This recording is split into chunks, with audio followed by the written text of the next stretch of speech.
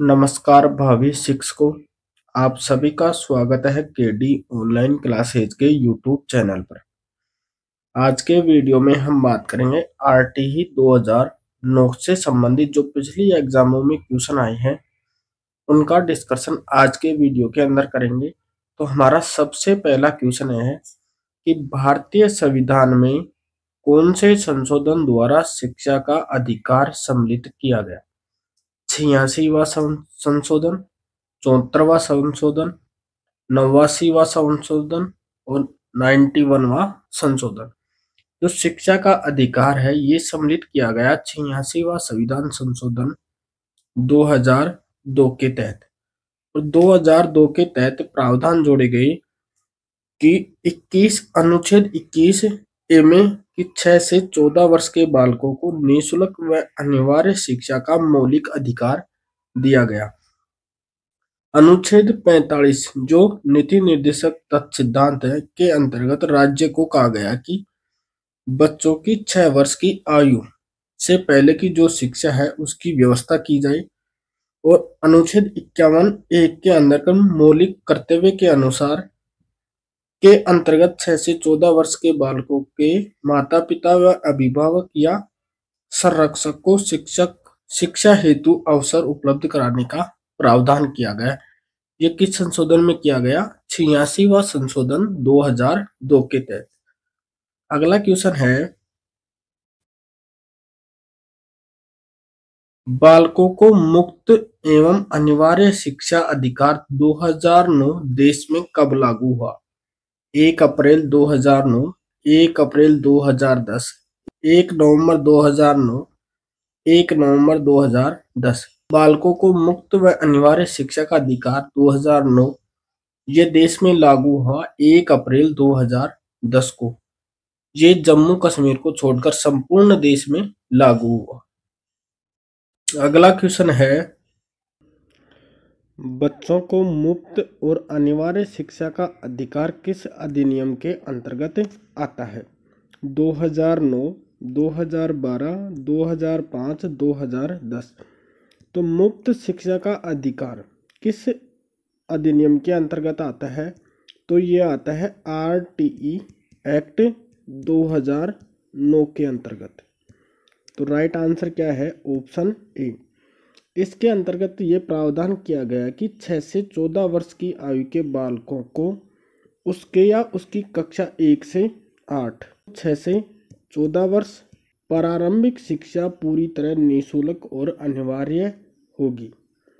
अगला क्वेश्चन है, बालकों के मुफ्त एवं अनिवार्य शिक्षा अधिकार अधिनियम 2009 में निम्न में से किस पर ध्यान नहीं दिया गया?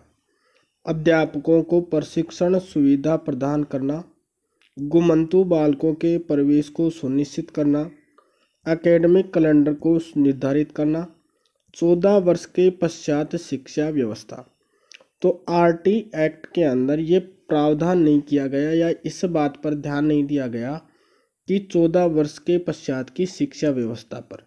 आरटी 6 से 14 वर्ष तक के बालकों की ही बात करता है। अगला क्वेश्चन है, आरटीई अधिनियम 2009 के अनुसार प्रारंभिक शिक्षा का अर्थ है। प्रारंभिक शिक्षा का अर्थ है पहली कक्षा से 8वीं कक्षा तक की शिक्षा, प्रथम श्रेणी से पहले की शिक्षा, 8वीं से 12वीं कक्षा तक की शिक्षा और माध्यमिक शिक्षा। तो प्रारंभिक शिक्षा का मतलब है कि 1 से 8वीं तक की शिक्षा, यानी पहली कक्षा से 8वीं कक्षा तक की शिक्षा। तो राइट आंसर ऑप्शन ए। अगला क्वेश्चन, आरटी अधिनियम 2009 किस आयु समूह के बालकों के लिए है? 5 से 12 वर्ष, 12 से 18 वर्ष, 7 से 15 वर्ष, 6 से 14 वर्ष। तो आरटी अधिनियम 2009 है ये बात करता है 6 से 14 वर्ष समूह के बालकों की, यानी 6 साल से 14 साल तक के बच्चों की ही शिक्षा की बात करता है, ना तो ये पहले की बात करता है ना ही बाद की। अगला क्वेश्चन है, आरटी अधिनियम 2009 के अनुसार निम्नलिखित किस प्रमाण पत्र के बिना कोई विद्यालय स्थापित नहीं किया जाएगा? प्रशंसा, मान्यता, नियम एवं शर्तें प्राधिकार। यदि ये आरटी एक्ट 2009 के अनुसार कि कोई भी विद्यालय तब तक स्थापित नहीं होगा तब तक सरकार की पूर्व अनुमति नहीं हो या पर मान्यता प्रमाण पत्र नहीं हो। तो राइट आंसर ऑप्शन बी। निःशुल्क एवं अनिवार्य शिक्षा का बालकों का अधिकार 2009 के अंतर्गत किसी भी अध्यापक को निम्न में से किस कार्यों के लिए नहीं लगाया जा सकता? 10 वर्ष के पश्चात होने वाली जनगणना में, आपदा राहत कार्य में, चुनाव संबंधी कार्यों में, पल्स पोलियो कार्यों में। जो आरटीई एक्ट है, आरटीई 2009, इसकी धारा 27, धारा कौन सी है? 27 के अंदर शिक्षकों के जो गैर शैक्षिक कार्य हैं उनके अंदर रोक लगाने की बात करता है। और इसके अंदर कुछ छूट दी गई है। वो छूट कौन कौन सी है कि शिक्षक को 10 वर्ष के पश्चात होने वाली जनगणना में लगाया जा सकता है, आपदा राहत कार्य में लगाया जा सकता है। जैसे आपने देखा होगा कोरोना की टाइम में शिक्षकों को आपदा राहत कार्य में लगाया गया था, और चुनाव संबंधी कार्यों में भी शिक्षकों को लगाया जा सकता है। तो इन 3 कार्यों में शिक्षकों को लगाया जा सकता है, लेकिन पल्स पोलियो कार्यक्रम में शिक्षकों को नहीं लगाया जा सकता। तो राइट आंसर ऑप्शन डी। अगला क्वेश्चन है, शिक्षा का अधिकार अधिनियम 2009 में एक अध्यापक को निम्न में से किस दायित्व को पूरा करना होगा? विद्यालय में नियमित रूप से समय पर उपस्थित होना होगा, पाठ्यक्रम का संचालन कर पूरा करना होगा, संपूर्ण पाठ्यक्रम को निर्धारित समय पर पूरा करना होगा, इनमें से सभी। तो एक शिक्षक के दायित्व क्या क्या हैं कि वह विद्यालय के अंदर नियमित रूप से उपस्थित हो और जो पाठ्यक्रम है उसका संचालन और उसे निश्चित समय पर पूरा करे और पाठ्यक्रम को निर्धारित समय पर पूरा किया जाए। तो ये इसका राइट आंसर क्या होगा? Option D. शिक्षा के अधिकार अधिनियम के अंतर्गत निम्न में से क्या शिक्षक के कार्य नहीं माने गए? एक निश्चित समय में पाठ्यक्रम को पूरा करना, शिक्षक को खुद को व्यक्तिगत ट्यूशन में व्यस्त रखना चाहिए, विद्यालय के लिए नियमितता बनाए रखना चाहिए तथा समय का पाबंद होना चाहिए, हर बालक की अधिगम क्षमता को समझकर उसकी ज़रूरत के अनुसार अतिरिक्त अनुबोध प्रदान करना चाहिए। तो जो आरटी एक्ट है उसके अंदर शिक्षक का कार्य नहीं है, वो क्या है कि वो शिक्षक खुद को व्यक्तिगत ट्यूशन के अंदर व्यस्त रखना। तो right answer option B. RT act के अंदर ये कहा गया है कि एक शिक्षक निश्चित समय पर पाठ्यक्रम को पूरा करेगा और जो विद्यालय है उसके अंदर नियमित रूप से उपस्थित होगा और समय का पाबंद होगा। हर बालक की जो अधिगम क्षमता है उसको समझकर उसकी ज़रूरत के अनुसार उसे अतिरिक्त अनुमोदन प्रदान करें।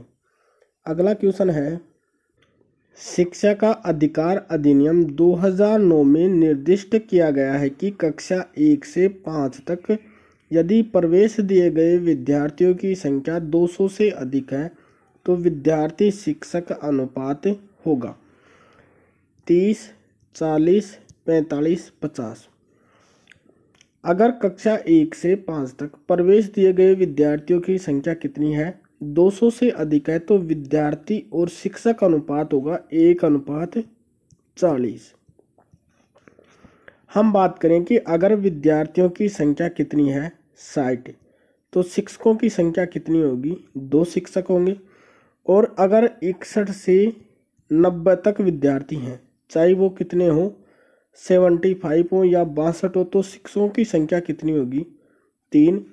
अगर 91 से विद्यार्थियों की संख्या है 120, तो कितने अध्यापक होंगे? 4 अध्यापक होंगे। 121 से 200 तक अगर विद्यार्थी हैं तो शिक्षकों की संख्या कितनी होगी? 5। अगर बालकों की संख्या 150 से अधिक हो जाती है तो वहाँ 5 शिक्षक और 1 प्रधानाध्यापक होगा। अगर विद्यार्थियों की संख्या 200 से अधिक हो जाती है तो वहाँ छात्र शिक्षक अनुपात कितना होगा? 1:40। तो यहाँ राइट आंसर क्या होगा? Option B, 40। क्योंकि यहाँ छात्र की संख्या कितनी है? 200 से अधिक। अगला क्वेश्चन है, आरटी एक्ट 2009 के अनुसार शिक्षक हेतु प्रति सप्ताह कार्य घंटे हैं 40, 42, 45, 48। तो आरटी एक्ट 2009 के अनुसार जो शिक्षक होता है उसके प्रति सप्ताह कार्य घंटे निर्धारित किए गए हैं कितने? 45। Right answer option C. अगला क्वेश्चन है कि शिक्षा का अधिकार अधिनियम 2009 में एक अध्यापक के लिए न्यूनतम कार्य घंटे प्रति सप्ताह निर्धारित किए गए हैं 40 घंटे, 45 घंटे, 50 घंटे, 55 घंटे। तो कितने घंटे निर्धारित किए गए हैं? 45 घंटे, जिसके अंदर उसकी तैयारी के घंटे भी शामिल हैं। तो राइट आंसर ऑप्शन बी। अगला क्वेश्चन है, शिक्षा का अधिकार अधिनियम 2009 के लिए कौन सा कथन सही नहीं है? 6 से 14 वर्ष के प्रत्येक बालक के लिए निःशुल्क एवं अनिवार्य शिक्षा, विद्यालय प्रबंधन समिति का प्रावधान, प्राथमिक शिक्षा के लिए राष्ट्रीय आयोग का गठन, अध्यापक के लिए प्रति सप्ताह न्यूनतम 60 घंटे का कार्य। तो आरटी एक्ट 2009 के अंतर्गत जो एक शिक्षक है उसके लिए न्यूनतम कार्य घंटों की संख्या कितनी है? 45 घंटे निर्धारित किए गए हैं। तो राइट आंसर क्या होगा? Option D. आज की क्लास का लास्ट क्वेश्चन है कि आरटी एक्ट 2009 के अनुसार प्राथमिक विद्यालयों के लिए विद्यार्थी अध्यापक अनुपात होना चाहिए 25:1, 35:1, 40:1, 30:1। तो 2009 के अनुसार विद्यार्थी और शिक्षक अनुपात होना चाहिए प्राथमिक विद्यालयों के लिए 30:1। विद्यार्थियों की संख्या कितनी? 30 विद्यार्थियों के ऊपर एक अध्यापक होगा। धन्यवाद दोस्तों, जय हिंद।